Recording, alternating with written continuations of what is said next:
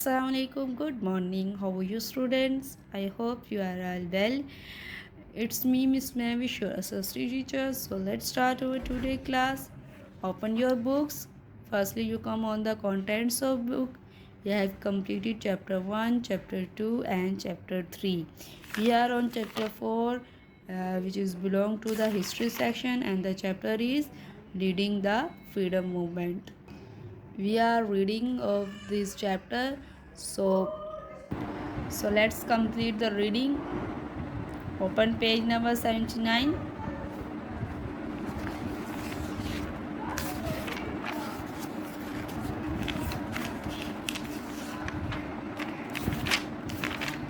So students, हमने अपना ये चैप्टर स्टार्ट किया था और इसकी हमने आलमोस्ट मैक्सिमम रीडिंग कर चुके हैं हम तो। और मैंने आपको होमवर्क भी दिया था कि आपके लिए होमवर्क टास्क था कि आपने यहाँ तक रीडिंग करनी है।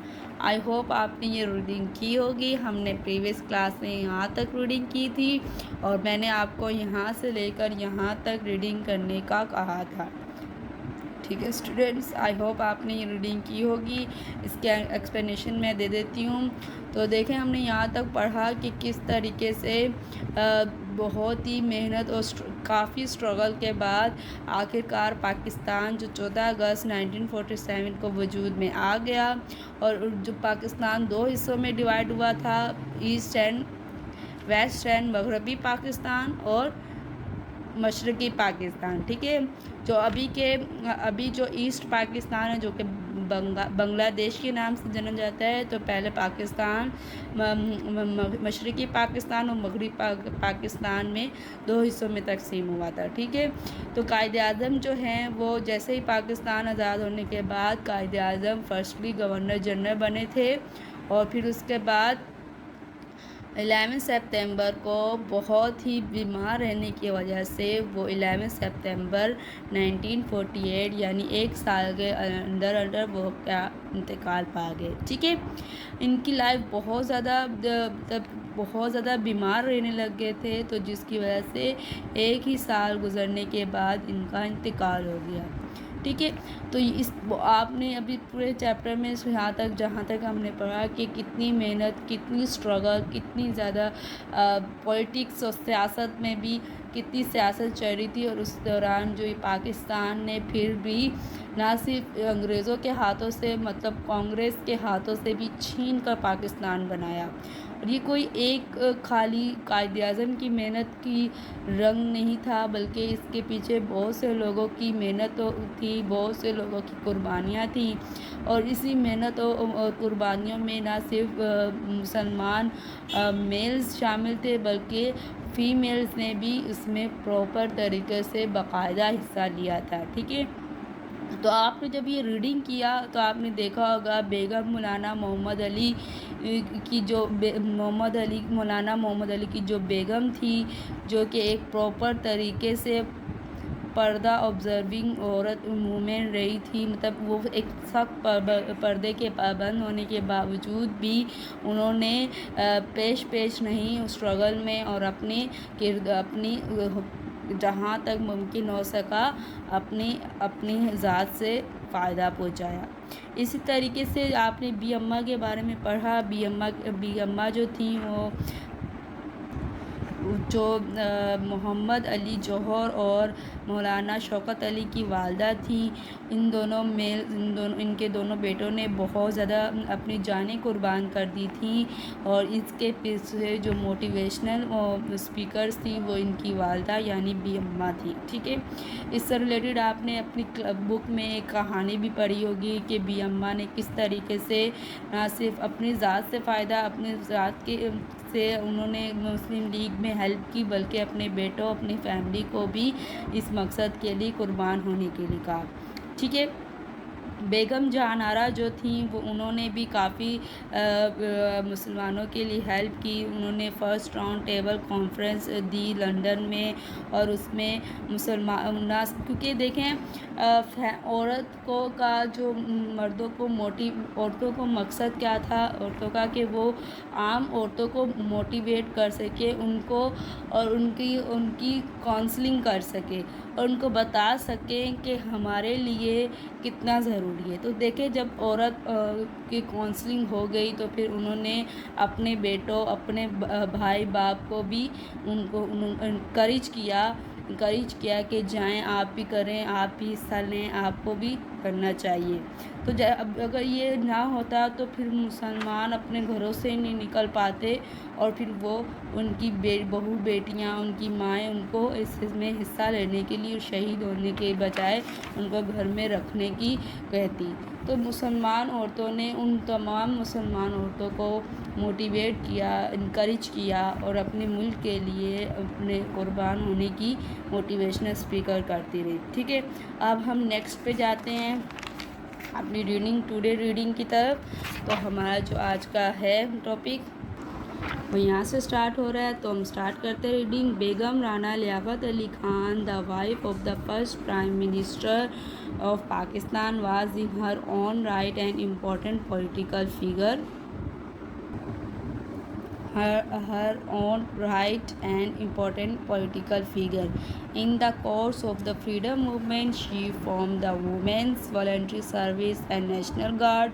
A compelling orator, she used her skills to inform especially the British of the Indians' viewpoint. After independence too, Begum Rana Liaquat Ali Khan worked extensively for the rehabilitation and uplift of Pakistani women. She also served as ambassador to The Hague and as the governor of Sindh. ٹھیک ہے. In Sindh, Lady Nusrat Harun and Lady Sughra Hidayatullah played a prominent role and participated actively in the freedom movement.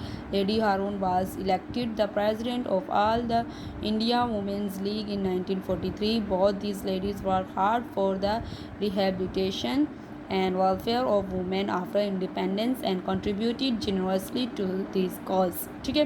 جو بیگم رانا جو تھیں وہ لیاقت علی خان جو کہ ایک first prime minister بنے تھے, لیاقت علی خان ان کی وائف تھی اور یہ خود ہی اپنی ذات میں ایک امپورٹنٹ پولیٹیکل فگر تھی.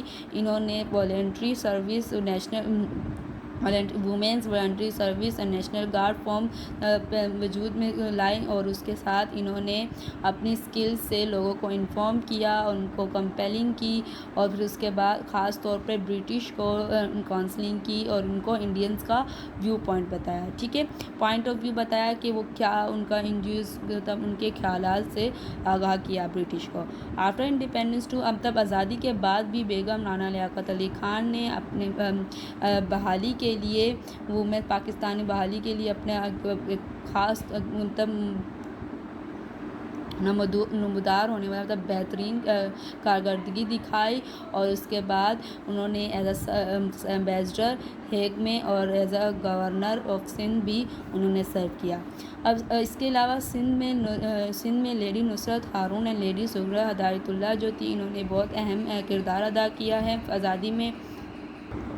لیڈی ہارون جو ہیں وہ president of all India Muslim league کی پریزیڈنٹ منتخب ہوئی تھی 1943 میں اور پھر اس کے بعد انہوں نے لیڈیز کے حقوق کے لیے, ان کی فلاح کے لیے, ان کے فلاح بہبود کے لیے, بحالی کے لیے انڈیپینڈنس کے بعد بھی کافی اپنا حصہ اپنا ایمانداری سے اور بہترین حصہ ادا کیا. ٹھیک ہے, اب اس کے بعد آتے ہیں Begum Shaista Ikramullah. Her self from a politically prominent family, participated actively in the freedom movement.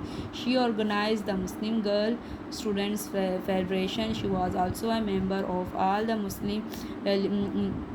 all the India Muslim League Council and after independence was elected member of the Pakistan Constituent Assembly. Begum Ikramullah also served as ambassador to Morocco. ٹھیک ہے. بیگم سلمہ تصادق حسین, a devoted political activist, was secretary of the Punjab Women's Muslim League and Indian Muslim League in 1937. Besides these ladies, here were scores of others who generously gave their time and energy to achieve freedom and independence. Leading figures among them were Begum Noorus Sahba, Begum Shamsu Nihar Mahmood and Begum Vikarun-Nisa Noon. We close this chapter with the achievements of a lady who was remarkable for her perseverance and unflinching faith in the cause of the Muslims. This is none other than Miss Fatima Jinnah, the youngest sister of the Quaid-e-Azam Muhammad Ali Jinnah. So students, बेगम शाइस्ता इकरामुल्लाह एक political सियासत जो एक prominent family थी, prominent family थी, उनसे ताल्लुक़ रखती थी। और ये उन्होंने बहुत ही जोश व खरोश से फ्रीडम मूवमेंट मतलब आज़ादी की तहरीक में हिस्सा लिया। और इन्होंने एक मुस्लिम गर्ल्स स्टूडेंट्स फेडरेशन ऑर्गेनाइज़ की। और उसके बाद इन्होंने मुस्लिम लीग काउंसिल की एक मेंबर थी। और इन्होंने आफ्टर इंडिपेंडेंस वो जो है पाकिस्तान कॉन्स्टिट्यूट असम्बली में उनका मुंतखब हो गई। बेगम Ikramullah also serve as ambassador to Morocco. फिर बेगम इकरामुल्लाह ने एज एम्बेसडर मोरक्को में एम्बेसडर भी अपना सर्व किया। ठीक है। बेगम सलमा तसादुक हुसैन जो हैं वो डिवोटेड पॉलिटिकल एक्टिविस्ट थी। वह secretary of the Punjab women Muslim league, वो एक पंजाब वुमेन मुस्लिम लीग की सेक्रेटरी रह चुकी हैं। वो मुस्लिम लीग में 1937 में वो मुस्लिम लीग की मेंबर बन गई। इन्होंने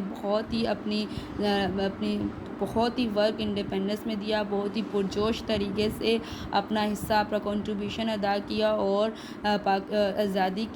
आज़ादी मूवमेंट में उन्होंने बहुत ही अहम किरदार अदा किया। इन्होंने बहुत सी कौंसल्स में, इन्होंने बहुत सी कौंसल्स वगैरह में, बहुत असम्बलीज़ और हर जगह जहाँ पे इनकी नीड थी और उन्होंने वो पेश रहीं और अपनी कारकर्दगी दिखाती रहीं। ठीक है। पर इसके बाद हमने देखा कि जो ये बिल्कुल इन्होंने तमाम वुमेन्स ने अपना बेहतरीन तरीके से रोल अदा किया। पर ये तमाम रोल जो था वो बहुत ही जो सबसे बेहतरीन अदा किया, जो औरतों की बैकबोन बन के रही, वो कायद-ए-आज़म की सिस्टर यंग जो थी, मतलब जवानी में ही इन्होंने फ्रीडम मूवमेंट में हिस्सा पार्टिसिपेट किया। और फिर अपने भाई के साथ उनकी कदम पर कदम उनके अशाना बशाना रही। ठीक है। अब हम इनके बारे में पढ़ेंगे, तो अगले पेज पे मूव करते हैं। Miss Jinnah stood by her brother through the course of his long struggle for the independence of the Muslims and the creation of Pakistan. She gave up her own career as a practicing dentist despite the fact that she was one of the first and few Muslim women of her generation to pursue professional education, to be at her brother's side after the death of his wife. ठीक है। तो mister जिन्ना के जो हैं वो अपने जो mister जिन्ना थे उनके भाई के साथ खड़ी रहीं हर कंडीशन में। वो खुद एक जो स्टडी कर रही थी, वो एक डेंटिस्ट के तौर पे स्टडी कर रही थी। पर उन्होंने अपनी जो उस दौर में अपनी तालीम को वहीं पे रोक कर अपने प्रोफेशनल एजुकेशन को ख़त्म कर उन्होंने क्या किया, मुसलमानों के लिए अपने भाई के साथ खड़ा होने को ज़्यादा तरजीह दी और अपने भाई के साथ खड़ी रहीं उनकी वाइफ की डेथ होने के बाद। ठीक है। However, she did not ever exploit her positions or bask in the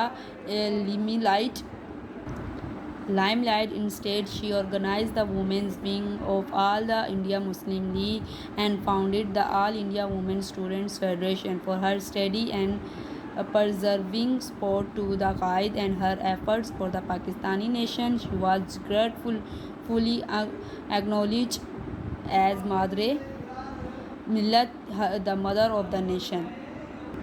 और मतलब इसके बावजूद इन्होंने अपनी पोजीशन को मतलब ये नहीं कहा कि मुझे इस तरीके से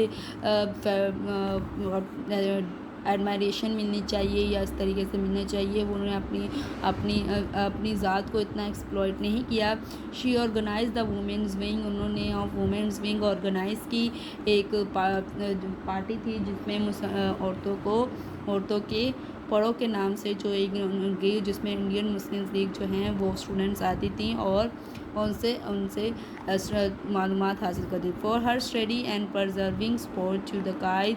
ان کی اتنی جوش و خروش والی اسپورٹ سے ان کی اتنی عمدہ انتھک محنت کی وجہ سے انہیں بھی ایک خطاب دیا گیا جو کہ مادر ملت کے نام کے جانا جاتا ہے اور جس کا مطلب ہے the mother of the nation. ٹھیک ہے. ان کی انتھک محنت سے جو آپ کو اسکرین پہ ان کی پکچر نظر آ رہی ہوگی, ان کی بے پناہ محنت ایفرٹ کی وجہ سے جو کہ انہوں نے اپنے بھائی کے ساتھ ان کے قدم سے قدم ملا کر وہ مومنٹس کے لیے اپنے بھائی کے ساتھ مسلمانوں کی آزادی تحریک کے لیے ایفرٹ کرتی رہی, اسٹرگل کرتی رہی. اس کی بنا پر انہیں خطاب دیا گیا مادر ملت, جس کا مطلب ہے the mother of the nation. ٹھیک ہے. Indeed, she is a role model for Pakistani women. Women are the custodians of a sacred trust, the best in the cultural and spiritual heritage of a nation. She once said, Miss Fatma Jinnah died in Karachi in July 1967. ٹھیک ہے. یہ Pakistani women کے لیے اس میں کوئی شک نہیں کہ یہ پاکستانی وومن کے لیے ایک رول ماڈل ہیں. انہوں نے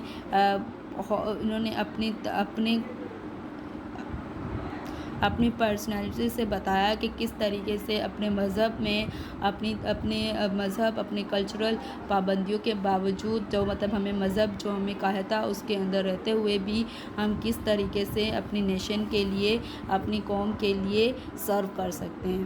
شی once said, Mrs Fatima Jinnah died in Karachi. ٹھیک ہے.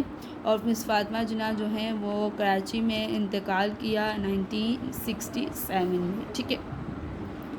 تو یہ ہو گیا ہمارا چیپٹر کمپلیٹ. ہم آج کی ڈیٹ مینشن کر دیتے ہیں 10/12/2020. تو اسٹوڈینٹس یہاں اس سے جہاں سے ہم نے آج کی ریڈنگ کی ہے یہاں سے لے کر یہاں تک اپنی ریڈنگ کیجیے گا. کچھ بھی اس سے کچھ بھی کوشچن ہو, کوئی بھی پرابلم ہو تو آپ پوچھ سکتے ہیں مجھ سے. اور جب آپ ریڈنگ کریں گے, جیسے کہ آپ جانتے ہیں آپ ایک مطلب بڑے بچے ہیں, آپ پڑھنے کے ساتھ ساتھ ہی آپ کے بہت سے کانسیپٹس کلیئر ہو جائیں گے. ٹھیک ہے. تو اب ہماری کلاس یہیں پہ ختم ہوتی ہے. اپنا پریویس ورک ساتھ ساتھ کمپلیٹ کرتے رہیے اور اپنی لرننگ بھی ساتھ ساتھ جاری رکھیے. سو اسٹوڈینٹس آج کی کلاس میں مجھے اجازت دیجیے. اپنی دعاؤں میں یاد رکھیے گا. اپنا خیال رکھیے. خدا حافظ.